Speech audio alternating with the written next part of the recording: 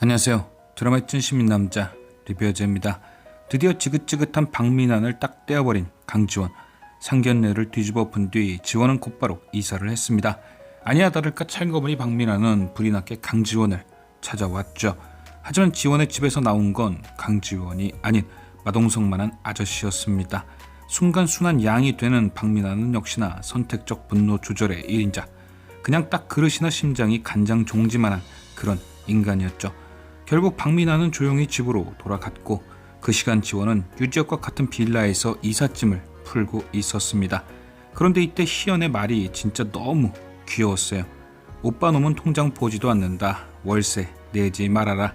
진짜 은인 아니면 알려주기 힘든 정보, 꿀 정보를 쓱 알려주는 거. 이미 두 사람이 서로 회귀자인 걸 아는 설정 탓에 이사 에피도 굉장히 자연스럽게 이어졌죠. 박민환을 피할 은신처를 제공해줌과 동시에 강지원을 옆에 딱 잡아두고 싶은 유지혁의 심쿵 포인트.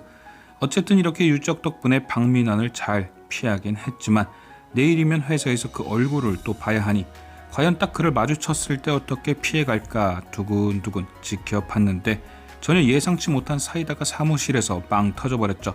강지원을 보자마자 벌떡 일어나 한마디 하려는데 눈앞이 번쩍. 이게 뭐지 싶어서 내가 꿈을 꾼 건가 잠깐 고민하던 사이에 또 한 방. 그렇게 두 대 맞고 어버버하는 사이에 머리 위에 팬티 한 장은 착륙. 박민환이 빤스박이 되는 역사적 순간.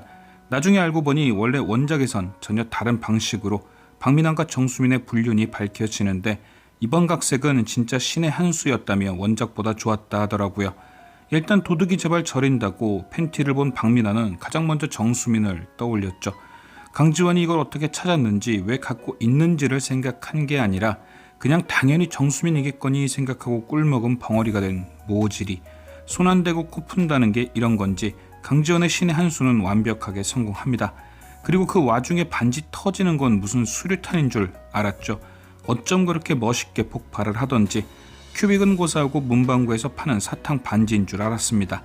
그렇게 사무실에서 쪽을 팔릴 대로 다 팔린 박민환은 옥상으로 올라가 신세 한탄을 합니다.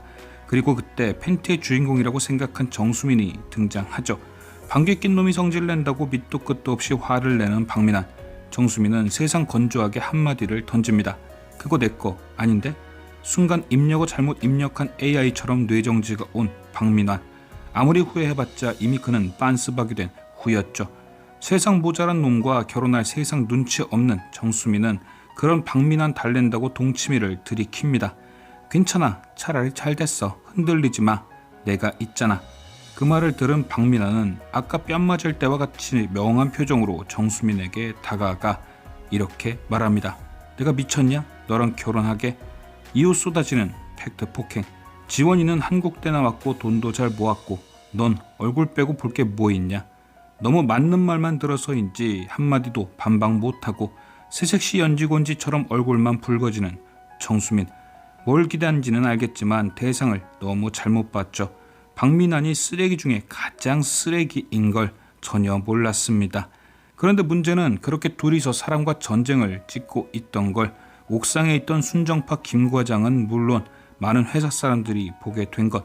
당연히 그 소식은 재난 문자보다 빠르다는 사내 메신저와 직원들의 입으로 삽시간에 회사 전체에 퍼져나갑니다. 애인의 절친과 바람난 박민환, 절친의 애인과 바람난 정수민. 역시 무료하고 힘든 직장 생활에서 제일 힘이 되는 건 입에서 입으로 전해지는 구설수죠. 하지만 사이다는 아직 끝이 아니었습니다. 기다리고 기다리던 마트 사건이 아직 남아 있었죠. 신제품 관련 회의를 진행 중이던 양주란과 강지원은 자신들의 신제품이 마트 구석에 처박혀 있는 것을 보곤 진상을 파악합니다. 그리고 얼마 지나지 않아 박민환과 정수민에게 두 번째 폭탄이 떨어지죠. 중요사항 보고 누락. 신제품 행사 중 사람이 쓰러졌음에도 은근슬쩍 넘어가려던 게 딱 걸리게 됩니다. 이후 두 사람은 마두기 아니 이 실장과 면담을 하게 되고 결국 계약직인 정수민은 회사에서 쫓겨나게 되죠. 인과 응보. 박민환에게 노리게 취급당하고 회사에서는 쫓겨나고 머리가 복잡해진 정수민은 결국 사고를 치고 맙니다. 강지원의 필체를 갖고 있는 장기를 살려 셀프 용서문을 인별에 업로드한 거죠. 그런데 대충 정수민의 바람은 용서해줘야 한다. 이 정도만 썼어야 하는데 거기다가 자테러 당한 고객이 블랙 컨슈머라는 소리까지 써버린 정수민. 당연히 자테러로 알러지 올라왔을 때보다 얼굴이 더 벌게진 고객이 글쓴이를 찾아 회사 로비에 도착합니다. 그리고 당연히 강지원 이름으로 올라온 글이기에 목청 높여 그녀를 찾죠. 다른 때 같았으면 벌벌 떨었을 강지원이지만 이번엔 따기까지 한 대 맞고도 꿋꿋이 할 일을 합니다. 찬찬히 써진 글을 보던 강지원, 단박에 무슨 일인지 눈치를 채죠. 자신의 글씨와 똑같은 필체를 가진 사람은 나락 정수민 선생밖에 없으니까요. 떠들썩해진 로비 뒤편으로 몰래 튀려다 딱 걸린 정수민. 강지원에게 붙들려 컬링판 스톤처럼 자동으로 무릎이 꿇려져 미끄러집니다. 그렇게 시작된 영혼 없는 자기 반성과 사죄, 그리고 이어서 큰 게 왔죠. 박민환 인생 빵꾸똥꾸대는 한마디. 지원아, 나 임신했어.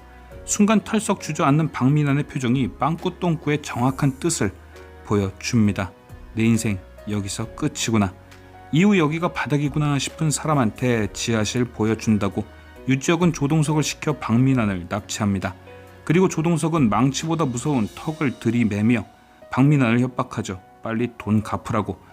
어영부영 정수민과 결혼할 생각이 박민환에게 없어 보이자 특단의 조치를 내린 거죠. 생각이 없으면 이유를 만들어주자. 결국 박민환은 조동석의 압박을 견디지 못하고 정수민과의 결혼을 선택하게 됩니다. 이렇게 된 거 얘랑 결혼해서 집 받은 다음 돈 갚고 주식도 더 해야겠다. 드디어 운명의 그날이 다가온 거죠.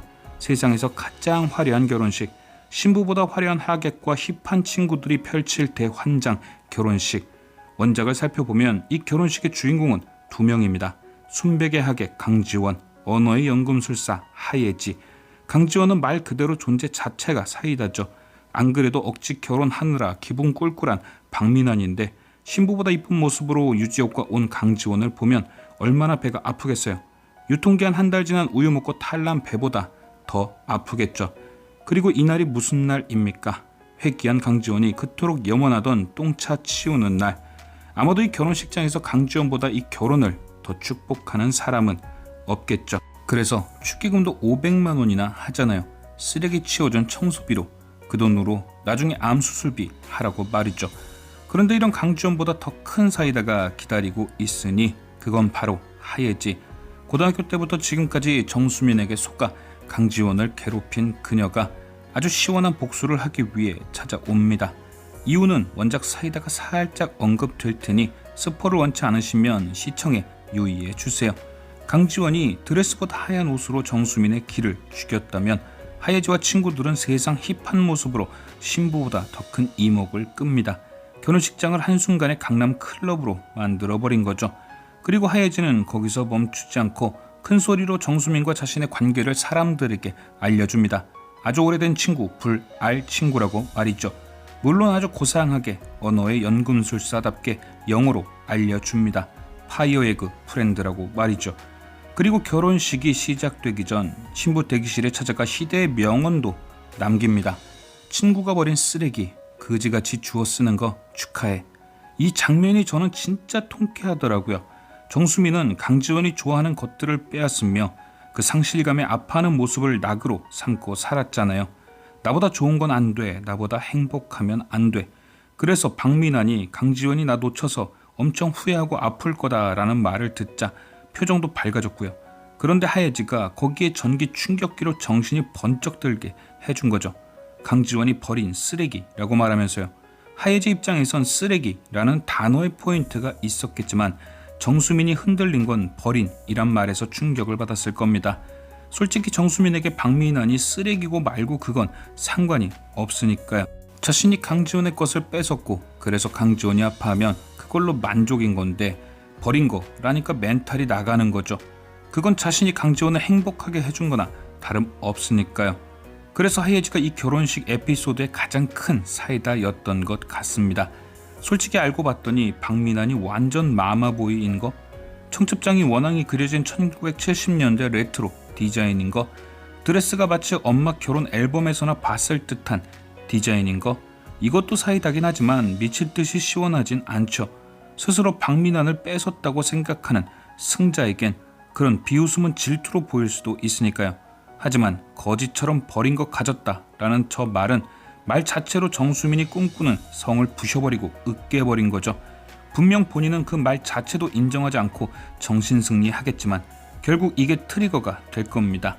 그 불안감이 계속 커지면서 정수민으로 하여금 더 큰 사고를 치게 만들겠죠. 과연 정수민이 칠 그 큰 사고는 무엇이 될 것인지. 지금까지 시청해주신 여러분께 감사드리며 리뷰어제는 또 다른 리뷰로 돌아오겠습니다.